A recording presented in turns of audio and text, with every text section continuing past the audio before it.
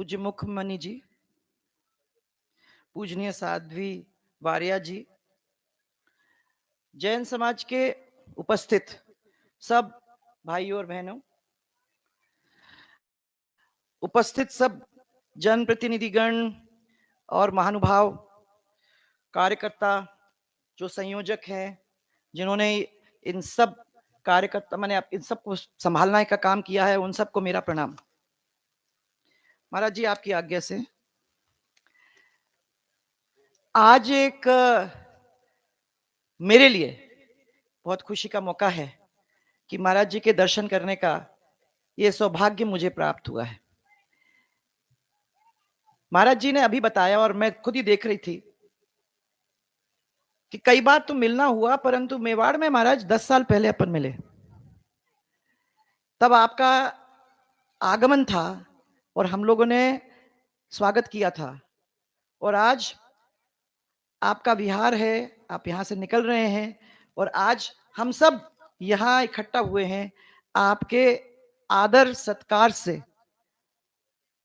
आप आगे जाएंगे, हम सबको आशीर्वाद देके जाएंगे, यही सोच करके अभी मैं बात ही कर रही थी तो बताया ये हम लोगों का कितना बड़ा सौभाग्य है। समझो कि महाराज श्री का जब से वो मिलना हुआ तब से लेके आज तक करीबन 18,000 किलोमीटर।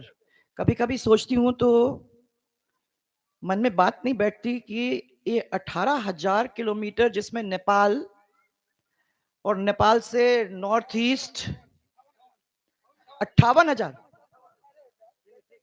नहीं 18,000, भैया आप लोग मेरे को कंफ्यूज मत करो।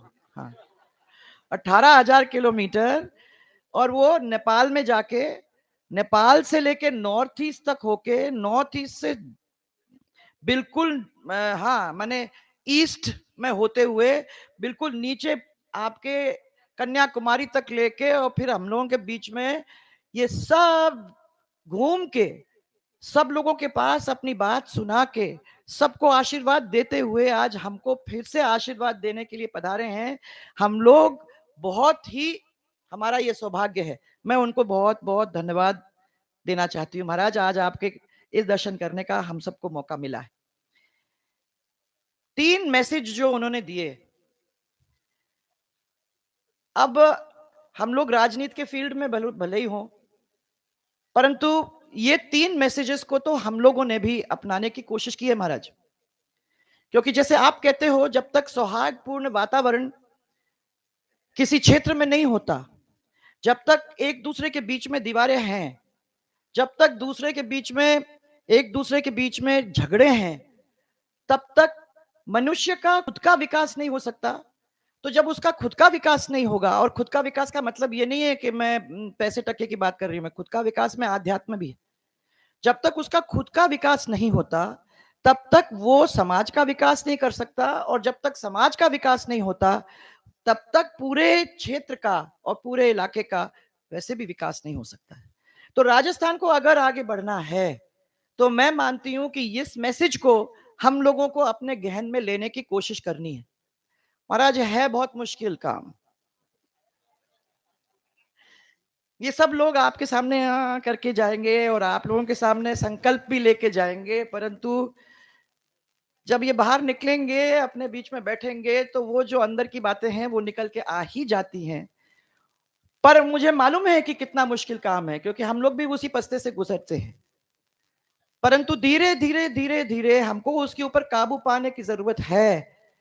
जब हम काबू पाएंगे, तभी हम अपना सबका विकास कर पाएंगे। ये हमारा मानना है महाराज। और जैसे आपने कहा कि नैतिकता है, इस पर अपने को पूरा ध्यान देने की जरूरत है। राजनीति से लेके समाज के अंदर तक हर आदमी को अपनी अपनी जिम्मेदारी समझने की जरूरत है। हम लोग जब अपनी जिम्मेदारी समझेंगे तो दूसरे की तरफ उंगली नहीं उठाएंगे। खुद ही नहीं कर सकते तो दूसरे से क्या एक्सपेक्टेशन अपन रखें? वो क्यों करेगा अपने लिए जब अपन खुद नहीं कर सकते? वो दिखावा ये है नहीं, और हम एक्सपेक्ट कर रहे हैं कि वो अच्छा काम करेगा। तो सबसे पहले तो हम लोगों को भी अपने अंदर वो बात लाने की कोशिश करनी है। और नशा मुक्ति की बात जो महाराज आप कर रहे हो, जो आपने लोगों में बदलाव लाने का काम किया है, एक ट्रेंड चलने लगा है जो मैं देख रही हूं यंगस्टर्स के अंदर। आप 60s की बात करेंगे महाराज, तो उस समय ये नशा, हर किस्म का नशा लोग करते थे। उस समय था जब लोग कहते थे फ्लावर पावर, आपने सुना होगा महाराज। वो सब यंगस्टर्स भागा-दौड़ी करते थे, सब लोग विलायत भागने की कोशिश करते थे, सब लोग फूल लेके हाथ में चलते थे और सब लोग ये सब काम करते थे। आज उस समय से लेके आज तक हमारे देश के लोग भी बहुत उसमें इन्वॉल्व थे, क्योंकि उनको लगता था कि जो विदेश के अंदर होता है वो हमको करना ही करना चाहिए। आज हम फिर से रास्ता दिखाने शुरू कर लिए। मैं देखा है कि धीरे-धीरे लोग इस नशे को छोड़ने का काम चालू कर दिए हैं। अभी तक तो बहुत अपने को फिर भी करना है। परंतु इन यंगस्टर्स के बीच में जो पहले की स्थिति हुआ करती थी, उसमें महाराज आप लोग सबके घूमने की वजह से मैं समझती हूँ कि उसमें बहुत कुछ फ़र्क आया है। अभी भी हमको बहुत कुछ वहाँ करने की ज़रूरत है, परंतु शुरुआत उसकी हो चुकी है। एक और चीज़ मैं कहना चाहूँगी और मुझे बड़ी खुशी है कि ऐसे मौके पे मैं आपके सामने आ सकी हूँ महाराज, आपके दर्शन कर पाती हूँ। क्योंकि आप जैसे लोग जब हमारे प्रदेश में आते हैं, हम लोगों के बीच में आते हैं, जो ये जो वातावरण है ना, वो वातावरण हट जाता है और एक सौहार्दपूर्ण वातावरण कुछ समय के लिए सबके बीच में आ ही जाता है। और मैं समझती हूँ कि ये सौहार्दपूर्ण वातावरण को क्रिएट करने के लिए हम लोगों को मेहनत करने की ज़रूरत है, परंतु संत महात्मा के बिना नहीं हो सकता है। मेरे से कभी लोग कहा करते थे कि ये तो मंदिरों के अंदर ही चका रहती है और भगवान भगवान करती रहती है, तो सब भगवान के भरोसे थोड़ी होता है काम, कुछ तो अपने को भी करना पड़ता है। पर मैंने कहा कि भगवान से शुरू नहीं होगे तो कोई काम आप कर नहीं सकते हो। तो भगवान का आशीर्वाद, संतों का आशीर्वाद, ये जब अपने को मिलेगा तो हमारे जीवन के अंदर सुधार होना ही है। और इसीलिए मैं आपको बारंबार धन्यवाद देना चाहती हूँ महाराज कि आप हम लोगों के बीच में आज आए हो। आप कोटा से होते हुए जयपुर जाओगे और जयपुर से फिर आप लाडनू जाओगे, तो ये पूरे एरिया के अंदर जहां जहां आप निकलोगे वहां आपका मैसेज सब तक पहुंचेगा और सब लोग अपने जीवन के अंदर कुछ ना कुछ बदलाव करने की कोशिश करेंगे। ये एक बहुत बड़ी चीज है। मैं तो कह रही हूँ महाराज 10 साल नहीं लगे, फिर आप जितने जल्दी आ सके आप आए और इस बार रूट हमारा इधर शाहजहांपुर से करें, तो राजस्थान के अंदर से निकलते निकलते आप वो इलाके जहां बहुत दिन से नहीं गए हैं, उन लोगों को भी आपके आशीर्वाद का एक मौका मिले।